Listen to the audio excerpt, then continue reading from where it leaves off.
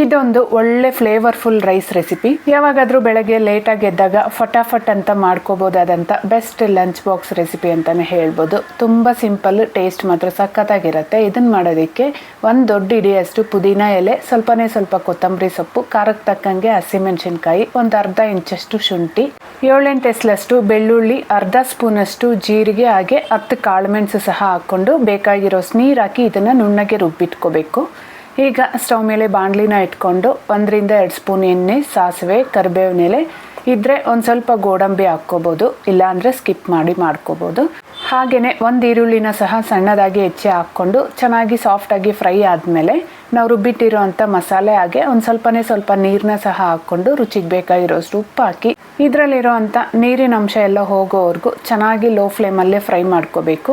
ಈ ಮಸಾಲೆನ ಎಣ್ಣೆ ಬಿಟ್ಕೊಳ್ಳೋವರೆಗೂ ಚೆನ್ನಾಗಿ ಫ್ರೈ ಮಾಡ್ಕೊಳ್ಳೋದ್ರಿಂದ ಪುದೀನ ಇಷ್ಟ ಇಲ್ಲ ಅನ್ನೋರು ಸಹ ಇಷ್ಟಪಟ್ಟು ತಿಂತಾರೆ.